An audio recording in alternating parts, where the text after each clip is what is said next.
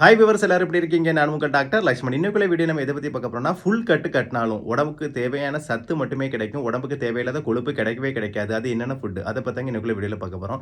என்னங்க டாக்டர் சொல்றீங்க? நாங்க ஃபுல் கட்டு கட்டினா பாடி வெயிட் தான் போடும். நீங்க இப்படி சொல்றீங்கன்னு கேட்கறது புரியுதுங்க. விஷயத்துக்கு வருவோம். இப்போ நம்ம காலையில எந்திக்கிறோம், இல்லைன்னா மத்தியான நேரம், இல்லைன்னா நைட் நேரம், முக்கியமாக நைட் நேரம் கடுமையான வயிறு பசியில் இருக்கும். என்ன பண்ணுவோம்? பக்கத்தில் உள்ள கடைக்கு போய் நல்லா சாப்பிடுவோம். இல்லைன்னா வீட்டில் கூட தோசை, இட்லி அளவுக்கு அதிகமாக சாப்பிடுவோம். சோறு இருந்தால் ஒரு தட்டு நிறைய சாப்பிடுவோம். இப்படிலாம் சாப்பிடும்போது என்னாகும் அப்படின்னா, தேவையற்ற கார்போஹைட்ரேட்டும் கொழுப்பு தான் நம்ம உடம்புல படியும். அப்படி இருக்கும்போது இப்போ இட்லி தோசை எடுத்துக்கிட்டிங்கன்னா கார்போஹைட்ரேட் இருக்குது, அது கொழுப்பாக மாறும்.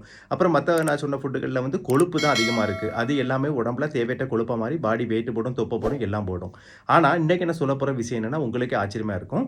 ஃபுல் கட், அதாவது வயிறு நிறைய சாப்பிடலாம், ஆனால் தேவையான சத்து மட்டும் தான் கிடைக்கும். கொழுப்பு, தேவையற்ற சத்தான கொழுப்பு கிடைக்கவே கிடைக்காது. அது என்ன ஃபுட்டு பார்த்துடலாமா? சரி, அதுக்கு முன்னாடி ஒரு ஸ்டோரிமே சொல்கிறேன்.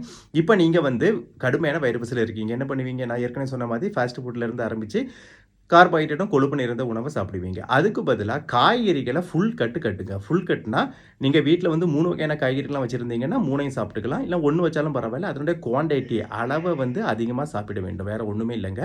அதை மட்டும் ஃபுல் கட்டு கட்டிடுங்க. பண்ணிட்டீங்கன்னா உங்களுக்கு அரை முக்கால் வயிறு நிறைஞ்சிரும். அதுக்கப்புறம் உங்களுக்கு கால் வயிறு தான் தேவைப்படும். அதுக்கு நீங்கள் சோறு, இட்லி, தோசை ஏதாவது லைட்டாக சாப்பிட்டுக்கலாம். அப்போ உங்களுக்கு வயிறு நிறைஞ்ச மாதிரி ஃபீலிங் இருக்கும்.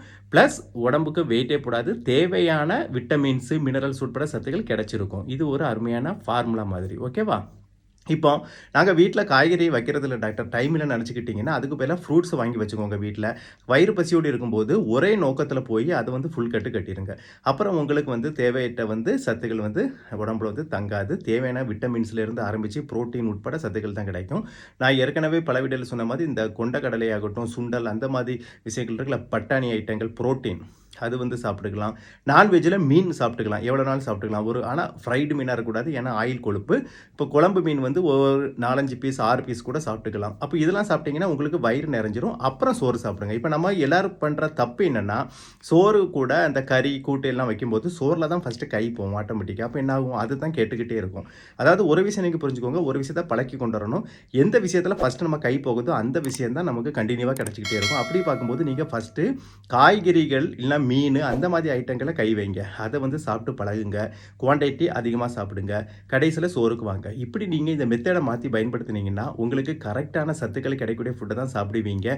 பாடி வெயிட்டே போடாது, ஸ்லிம்மாக இருப்பீங்க. இதுக்கு எக்ஸசைஸ்லாம் ஸ்பெசிஃபிக்காக ஜிம்மு போயெல்லாம் பண்ணணும்னு அவசியமே கிடையாது. நீங்கள் வீட்டில் ஃபுட்டு மூலமாகவே உங்கள் பாடியை ஃபிட்டாக வச்சுக்கலாம். இது ஒரு அருமையான மெத்தட். ஓகேவா? அதுக்கப்புறம் இன்னொன்று வாட்டரும் அப்படி தான், நீங்கள் குடிச்சிக்கிட்டே இருக்கணும். இப்போ என்னென்னா, சாப்பிட்ற நேரத்தில் கூட வாட்டர் குடிக்க வேண்டாம். சாப்பிட்டு 1/2 hour கழிச்சு குடிங்க. மற்ற நேரங்களில் வாட்டர் குடிச்சிக்கிட்டே இருங்க. இது எல்லாமே பார்த்தீங்கன்னா நம்மளுடைய மெக்கானிசத்தை மாற்றும். அதாவது என்னென்னா, வயிறு பசியை ஏற்படுத்தும் போது நம்மளுடைய எண்ணங்கள் கார்போஹைட்ரேட்டு, கொழுப்பு நிறைந்த ஃபுட்டு மேலே தான் போகுது. அது சாப்பிட்டா தான் வயிறு நிறையும். மற்ற ஃபுட்லாம் வயிறு நிறையாது, ஸ்நாக்ஸ் மாதிரி தான் நம்ம தப்பான ஒரு கான்செப்டில் இருக்கிறோம். அந்த கான்செப்டை மாற்றணும். ஸோ நீங்கள் என்ன பண்ணுறீங்க அப்படின்னா, காய்கறிகளில் இருந்து ஆரம்பித்து நான்வெஜ்ஜில் மீன் உட்பட புரோட்டீன் கண்டென்ட் உள்ள ஃபுட்டுகளை ஃபஸ்ட்டு சாப்பிட்ற மாதிரி மைண்டை செட் பண்ணி வச்சு, கடும் வயிறு பசியோடு இருக்கும்போது அந்த சாப்பாட்டை ஃபஸ்ட்டு நல்லா சாப்பிட்ருங்க. அப்புறம் கார்போஹைட்ரேட் ஃபுட்னு சாப்பிடலாம். அதுக்கு வேண்டி அவாய்ட் பண்ண சொல்லலை. இப்போ சோறு கார்போஹைட்ரேட்டு இருக்குது, இட்லி தோசையில் இருக்குது, அதெல்லாம் கொஞ்சம் கொஞ்சம் தேவை தான். 2 இட்லி, 2 தோசை, கொஞ்சம் சோறு, அதெல்லாம் தேவை தான். ஓகேவா? பாடிக்கு கார்போஹைட்ரேட்டும் தேவை தான்.